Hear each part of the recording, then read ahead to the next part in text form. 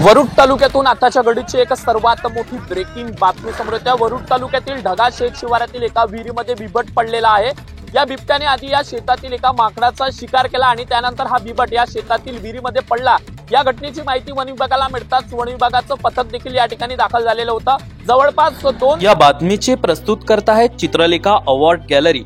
Chitralekha award गॅलरीमध्ये सर्व प्रकारच्या आकर्षक ट्रॉफी, मेडल, सर्टिफिकेट उपलब्ध असून सर्व अगदी कमी आणि होलसेल दरात आता आपल्या वरुड शहरातच उपलब्ध आहेत। आमचा पत्ता खामगाव बँक समोर अप्रोच रोड वरुड। 2 तास या बिबटला वर काढण्याचं जे रेस्क्यू ऑपरेशन होतं ते सुरू राहिलेलं होतं आणि हे सर्व घटना जेव्हा नागरिकांना माहिती पडली, या घटनेची माहिती वरुड तालुक्यात वाऱ्यासारखी पसरली आणि या बिबटला बघण्यासाठी शेकडोच्या संख्येने नागरिकांनी या शेतामध्ये गर्दी केलेली होती। त्या ठिकाणी पोलीस बंदोबस्त देखील तैनात होता। आपण बघू शकतो वरुड तालुक्यातील ढगा शेत शिवारातील हे शेत होता। या शेतामध्ये एका माकडाचा शिकार केल्यानंतर हा बिबट विहिरीमध्ये पडलेला होता आणि जवळपास 2 तास वन विभागातर्फे या बिबटला रेस्क्यू करण्याचं जे रेस्क्यू ऑपरेशन होतं ते युद्ध पातळीवरती चालवण्यात आलेलं होतं। जवळपास सायंकाळी 4 ते 5 वाजताच्या दरम्यानची घटना असून या दरम्यान वन विभागाच्या पथकाने युद्ध पातळीवरती ही मोहीम राबवली आणि त्या बिबटला सध्या रेस्क्यू केलेला आहे अशी माहिती देखील मिळते आहे। या बिबटला रेस्क्यू केल्यानंतर एका पिंजऱ्यामध्ये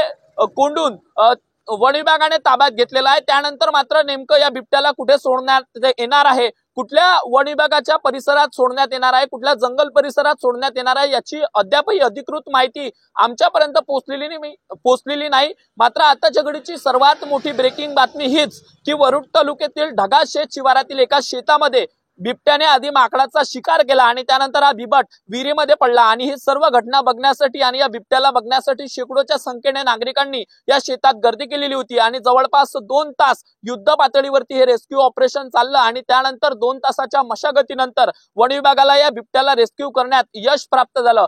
कॅमेरामॅन सागर निंबोरकर